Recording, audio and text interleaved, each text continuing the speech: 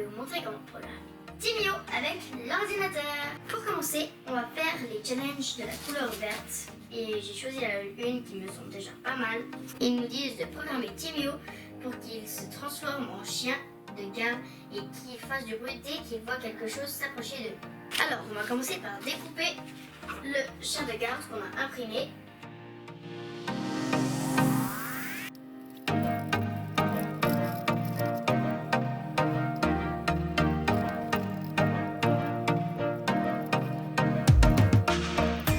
Voilà, c'est plutôt cool. J'ai perdu une dent en coupant, mais ça ressemble quand même à un chien de garde. Donc maintenant qu'on l'a déguisé, on va faire de la programmation pour qu'il fasse du bruit dès qu'il voit que quelque chose s'approche. Pour programmer Timio, il faut installer un logiciel qui s'appelle Timio Suite. Une fois qu'il est installé, il faut ouvrir l'application et on voit apparaître les différentes façons de programmer Timio. On a d'abord VPL et VPL3, c'est un langage de programmation visuelle pour Timio.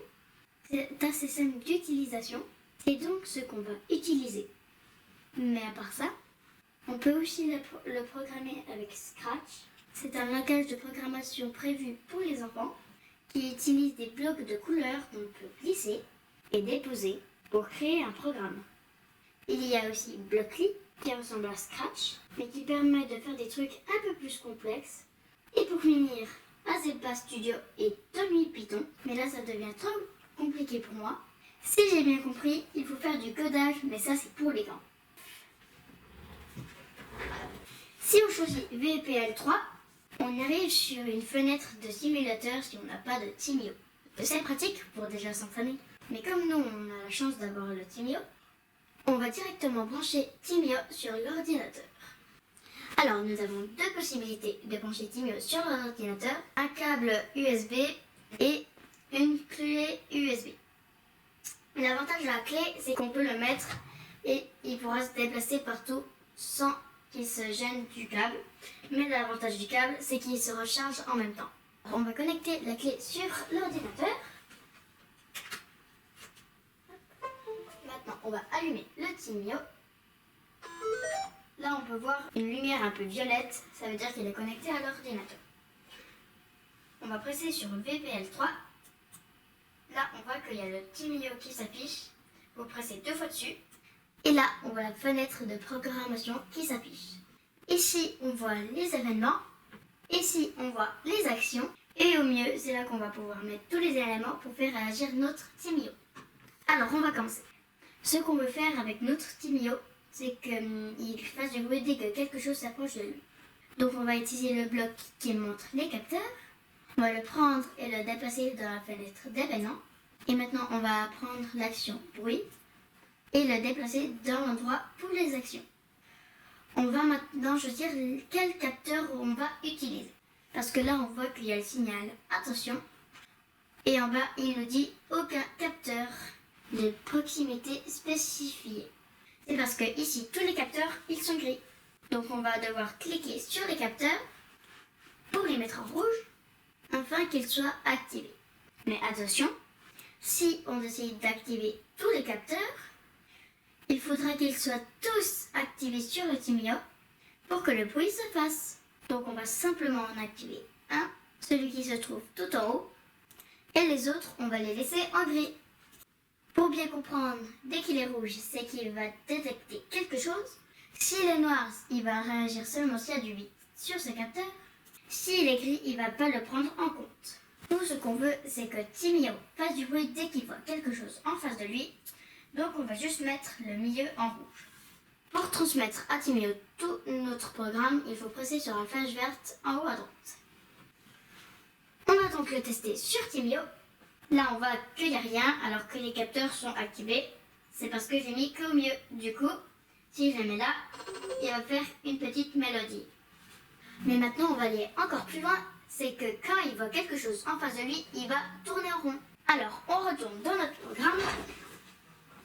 Si on veut qu'il tourne quand quelqu'un s'approche de lui, on voit qu'ici, il y a déjà l'événement pour que le détecteur s'active quand quelque chose s'approche. Donc, on va rajouter une action pour le faire tourner. On va prendre ce bloc-là, le déposer à côté et puis choisir la flèche qui tourne. On va essayer. On revalide avec la flèche verte. Timio. Et maintenant, on va le tester avec Timio. Ah, là il tourne. Et dès qu'on veut qu'il s'arrête, on va presser sur le petit carré rouge en haut à droite, à côté de la flèche verte.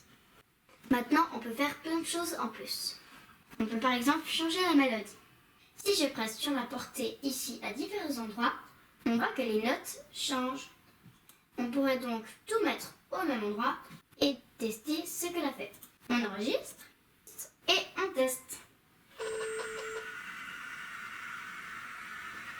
Voilà, maintenant on va sur le petit carré rouge. Mais maintenant, je trouve que mon Timio est un peu mou, alors je vais aller le faire tourner un peu plus vite et qu'il fasse de la couleur. Donc si je vais en haut à droite, dans les paramètres, j'ai plein d'options qui s'affichent que je peux ajouter à mon espace de travail. Donc je vais choisir celui-là qui me propose de faire bouger les roues. Je retourne à mon espace de travail en recliquant sur les paramètres et donc je vois que l'icône que j'ai choisie s'est ajoutée. Je vais donc maintenant le remplacer à l'autre et je vais pouvoir gérer la vitesse de mes roues. Donc ici je vais gérer la roue gauche et ici la roue droite. Donc si je veux qu'il tourne à gauche, je vais mettre de la vitesse que à droite. Et si je veux qu'il tourne sur place, je vais devoir un peu reculer la roue gauche. On va donc maintenant essayer et je clique sur la flèche verte. Alors, testons. Et on voit que le flot me va beaucoup plus vite. On va donc maintenant rajouter de la couleur. On va rajouter de la couleur en haut et ici en bas. Je vais choisir de mettre de la couleur bleu foncé en haut et de la bleu clair en bas. Et donc, de nouveau, je valide. Hop, on va tester. Du coup, là, on voit que là, il y a le bleu et là, il y a le bleu clair. Voilà, c'est tout pour cette première vidéo de programmation. Je ferai d'autres vidéos avec des Lego ou autres. Si vous avez aimé, n'hésitez pas à liker, à vous abonner. Au revoir les amis, bye!